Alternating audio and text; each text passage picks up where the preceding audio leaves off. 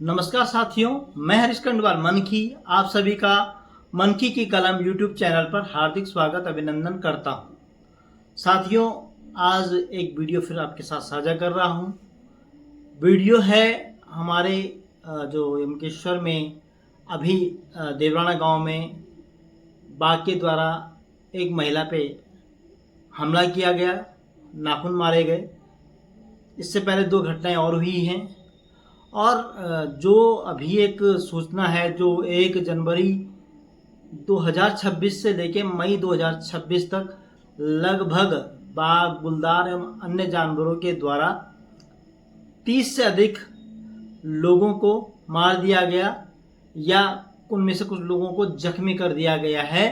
यह सूचना विभिन्न मीडिया माध्यमों से जानकारी मिली हुई है। और जंगली जानवर और मानव का जो संघर्ष इस तरह से हो रहा है, यह कहीं ना कहीं यह हमारे उत्तराखंड के जो दूरस्थ पहाड़ी क्षेत्र के गांव हैं उनके लिए एक संकट का सामना है। एक उनके लिए जीवन यापन करने के लिए सबसे बड़ी चुनौती जंगली जानवर बन रहे हैं। अब चाहे उनको आप खेती के दृष्टि देख लीजिए या अन्य दृष्टि देख लीजिए, अब इसके पीछे अनेकों कारण हैं। जंगली जानवर बढ़ गए हैं या मानव आबादी कम हो गई है, एक खेती का जो अनुपात है वो सिमट गया है और आज घरों के आसपास झाड़ियां हो गई हैं। ये तमाम मुख्य कारण हैं। अब इन कारणों पर अगर हम जाते हैं तो कहीं ना कहीं सबसे मेन कारण यही देखने को मिलता है कि खेती का सिमट जाना। अब खेती सिमटी क्यों? क्योंकि प्लान हो गया। प्लान हुआ तो जो लोग चले गए उनके खेत बंजर पड़ गए। खेत बंजर पड़े तो जो लोग काम कर रहे थे, जिनके खेती कोई करना भी चाह रहा था, तो उनके खेत बीच में थे और जो प्लान कर गए उनके खेत किनारे किनारे थे। अब किनारे किनारे के खेत जब बंजर पड़ गए तो जंगली जानवर उन्हीं जो खेतों में बीच के खेत थे वहां उन्होंने अटैक करना शुरू कर दिया। बाद में उन्होंने भी छोड़ दिया। धीरे धीरे धीरे करके वहां झाड़ियां उगनी शुरू हो गई। पहले क्या होता था कि जब गोट खेत होते थे तो गोट खेत के दौरान लोग झाड़ियां साफ करते थे। आने जाने रास्ते के लिए महिलाएं घास लेने जाती थी, लकड़ी लेने जाती थी, तो झाड़ी कटान होती थी। स्वतः ही लोग करते थे, इसमें आवश्यकता नहीं होती थी। उसके बाद फिर कुछ समय बाद सरकार ने झाड़ी कटान का कार्य शुरू किया। फिर पिछले कुछ सालों से झाड़ी कटान के लिए कोई बजट नहीं आ रहा है। आप देख सकते हैं कि सड़कों के किनारे जो है वो पूरे झाड़ियां हैं, रास्ते पैदल चलने वाले पूरी झाड़ियां हैं। कोई भी अब झाड़ी कटान नहीं करता। अगर कोई कर रहा है तो इंतजार करते हैं कि मनरेगा की दिहाड़ी मिलेगी तो तभी कटेगी। अब जो लोग कोई अगर उसको निस्वार्थ करना भी चाहता है तो कई लोग उसे काटने नहीं देते हैं, क्योंकि इससे मनरेगा की दिहाड़ी में झाड़ी कटेगी तो दिहाड़ी मिलेगी। यानी कि ये सब चीजें, एक बातें एक दूसरे के पूरक बनती जा रही हैं। अब समस्या क्या आ रही है कि भाई जंगली जानवरों का संघर्ष, हम बात करते हैं जंगली जानवर जब घर के पास आ रहा है। अब वो क्योंकि जानवर जो है वह भी आदमी का एक सहारा लेता है और वह आदमी के पास आता है। पहले बकरियां, गाय आदि होती थी और पूरे क्षेत्र में जगह जगह गोटे होती थी, हजारों बकरियां होती थी लोगों की पली हुई। सब मतलब पूरे क्षेत्र में हजारों बकरियां होती थी। जंगली जानवर भी होते थे और बाघ की मात्राएं कम थी। तो उससे क्या होता था कि बाघ इतना जल्दी आदमी पर अटैक नहीं करता था, क्योंकि उसका पेट भरने के लिए जंगली जानवर ही होते थे। अब क्या हो रहा है, जब खेती सिमट गई, पशुपालन कम हो गया, लोगों की मजबूरियां हैं सब कुछ कम करने के लिए, उन्होंने जानबूझ के नहीं किया। जब ये सिर्फ प्लान बढ़ा, प्लान लोगों की मजबूरी के कारण हुआ, हर चीजें, क्योंकि सुविधाएं नहीं थी, लोग प्लान कर गए, प्लान किए तो उन्होंने अपने घर बार छोड़ दिया। अब उससे अलावा जो लोग घर में रह रहे हैं उन पे इसका प्रभाव पड़ा। खेती सिमटती गई, सब कुछ होता गया। अब जंगली जानवर घर के नजदीक आ रहा है, घर के पास झाड़ियां लगी हुई हैं, तो उसके लिए भी खाने के लिए जब कुछ नहीं मिल रहा है तो वो आदमी पे अटैक कर रहा है और इसका सीधा सीधा असर मानव जीवन पर पड़ रहा है। अब बात करते हैं कि वन विभाग सुरक्षा नहीं कर रहा है या वन विभाग की तरफ से कुछ नहीं हो रहा है या पिंजरा लगाने से इसका समाधान हो जाएगा। तो पिंजरा लगाना भी ठीक है, वो पकड़ा जाएगा, लेकिन क्या वो अस्थायी समाधान है?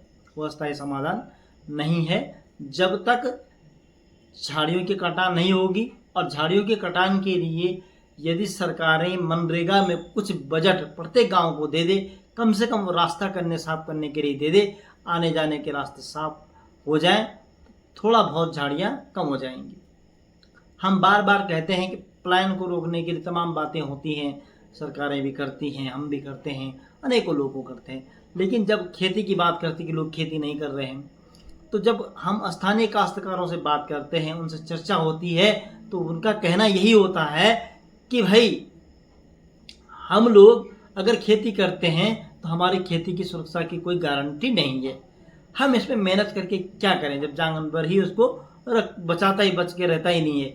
बकरी पाल के क्या करें जब बाघ उसको नुकसान पहुंचा देता है। हम गाय पाल के क्या करें जब हमारी गाय का दूध न तो बिक्री हो पाती है, न गाय का बछड़ा बिकता है, न बैल बिकता है, न वो गाय बिकती है। अब ऐसे हालातों में लोगों के पास कोई विकल्प नहीं रहता है। और दूसरी बात, जब से ये राशन का भी हुआ है कि फ्री राशन, तो लोगों ने खेती करना उससे भी थोड़ा कम कर दिया है, क्योंकि जब कम सुविधाओं में या जब सुविधाएं कम होती थी और लोगों को ज़रूरत होती थी, लोग खेती करते थे। आज क्या हो गया है कि लोगों के पास थोड़ा पैसा आया तो उन्होंने अनाज खरीदना और या जो राशन मिल रही है उसमें जीविका उपार्जन करना ज़्यादा उचित समझा, क्योंकि उनको लगता है कि खेती करने में तो बहुत ज़्यादा समय लगेगा, बहुत ज़्यादा ऊर्जा लगेगी, बहुत ज़्यादा हमारी मेहनत लगेगी, और जंगली जानवर से बचेगा या नहीं बचेगा इसकी भी कोई गारंटी नहीं है। ये तमाम कारण हैं। अब हम देखते हैं कि गांव धीरे धीरे बुजुर्ग रह रहे हैं, बच्चे भी कम हैं, या कुछ बच्चे हैं वो स्कूल जाने के लिए बड़ी मुश्किल हो गया है, रास्ते नहीं हैं।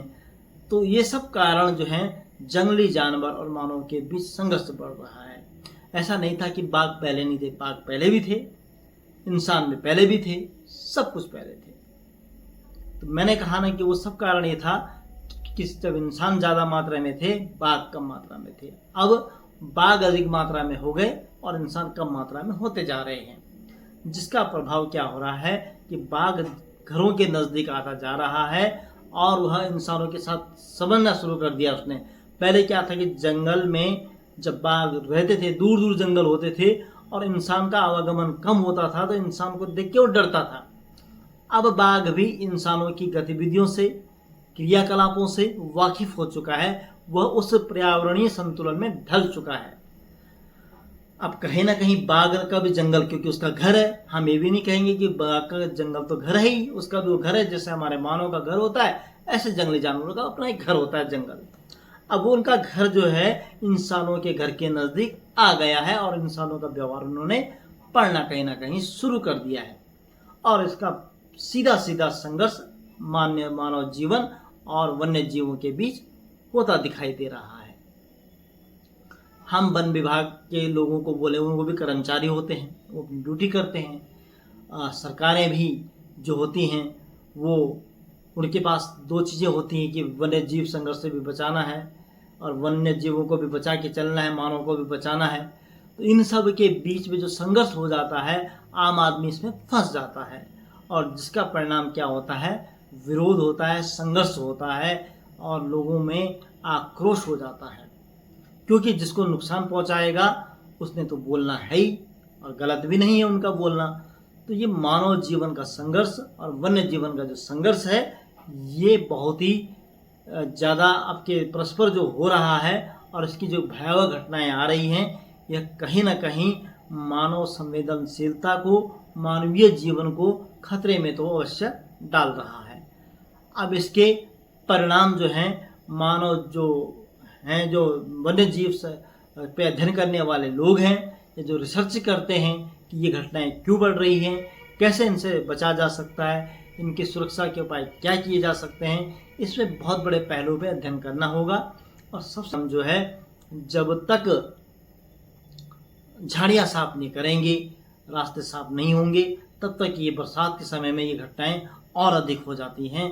ये पिछला रिकॉर्ड भी रहा है कि जब झाड़ियाँ कम थी, लोग खेती बाती करते थे, बकरी पालन बड़े स्तर पे होता था, तो ये जो बरसात के महीने होते थे, इसमें बाघ जल्दी आक्रामक होता था। एक तो अंधेरा होता था, दिखाई नहीं देता था, और झाड़ियाँ ज़्यादा हो जाती थी तो बाघ जल्दी आ जाता था और वो इस समय जल्दी आक्रामक हो जाता था।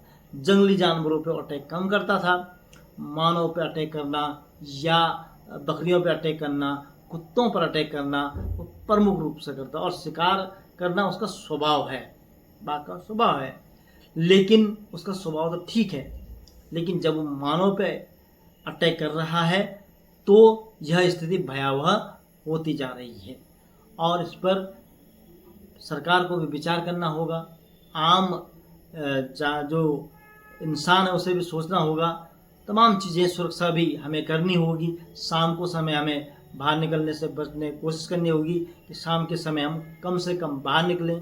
हालांकि अब सौर ऊर्जा लाइट वगैरह भी लग गई हैं, लेकिन पहले कहते जब लाइट होती थी तो बाघ घरों के नज़दीक नहीं आता था।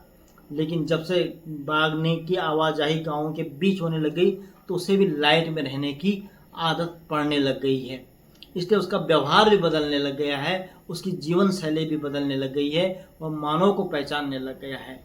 तो ये तमाम कारण हैं जिसके कारण मानव जीवन का जो है वन्य जीवों के साथ संघर्ष हो रहा है वह बड़ा ही भयावह होता जा रहा है। और सिर्फ बाघ ही नहीं, भालू भी और अन्य जानवर भी ज़्यादा आक्रामक होते जा रहे हैं, जो कि पहाड़ी जीवन में या पहाड़ों में रहने वाले लोगों के लिए एक मुसीबत बनता जा रहा है और इसका समाधान ढूंढा जाना भी ज़रूरी है। या तो बड़े स्तर पर फिर या तो लोग रहें या उनको सुरक्षा के कुछ उपकरण दिए जाएं। ये तमाम चीज़ें भी देखनी होंगी। हम ये भी नहीं कह सकते कि वन्य जीवों को कुछ भी उनके को नुकसान पहुंचाया जाए, क्योंकि वो इस प्रकृति को कहीं ना कहीं संतुलित तो अवश्य करते ही हैं और इसी प्रकृति के अंग होते हैं। लेकिन जब मानव को नुकसान पहुंचाता है तब लोगों में आक्रोश होना स्वाभाविक बन जाता है। तो आज की वीडियो हमने एक जन समस्या थी, एक चर्चा का विषय था। हमारे क्षेत्र में डेबराना में पिंजरा भी लग गया है और चाहे वो क्षेत्रीय प्रतिनिधि ने, जनप्रतिनिधि जैसे भी लगाया है वो अच्छा किया है, लेकिन क्या पिंजरा लगाना स्थायी समाधान है या इसके लिए कुछ और उपाय किया जाना चाहिए, इसके लिए क्या किया जाना चाहिए, इस पर विचार करना जरूरी है। क्योंकि अभी पिंजरा में तो एक बाघ फंस जाएगा, लेकिन दूसरे का क्या है, और अन्य गांव में इसका भी प्रभाव पड़ सकता है, अन्य गांव भी इससे प्रभावित हो सकते हैं, स्कूली बच्चे प्रभावित हो सकते हैं, तमाम वो लोग प्रभावित हो सकते हैं और इसका खतरा दिन प्रतिदिन बढ़ता जा रहा है। जैसे जैसे आबादी कम होती जा रही है, जंगली जानवरों की आबादी बढ़ती जा रही है, खेती सिमरती जा रही है, जंगली जानवर घर के नज़दीक आते जा रहे हैं। तो ये सब कारण हैं और मैं एक जनरल चर्चा थी और आप लोगों को ये चर्चा कैसे लगी, आप लोगों के सुझाव क्या हैं कि कैसे हम वन्य जीवों के जो संघर्ष मानवों के साथ हो रहा है उसको कैसे बचें। अभी कुछ दिन पहले बाघ सप्ताह मनाया गया, राष्ट्रीय बाघ सप्ताह, और तमाम न्यूज़ के माध्यमों से, अन्य उसके माध्यमों से उनकी उपयोगिता के बारे में बताया गया। लेकिन वो सब ठीक है, लेकिन जब लोगों का मानव जीवन का जो संघर्ष हो रहा है, मानव को जो नुकसान पहुंच रहा है, उसके लिए भी विचार किया जाना उतना ही विचारणीय होगा। तो आज की वीडियो में इतना ही। फिर मिलेंगे एक नई जानकारी के साथ, एक नई वीडियो के साथ आपके साथ। ये मैंने सामान्य चर्चा की थी और आपको कैसे लगी ज़रूर बताइएगा। मिलते हैं अगली वीडियो में, तब तक के लिए धन्यवाद।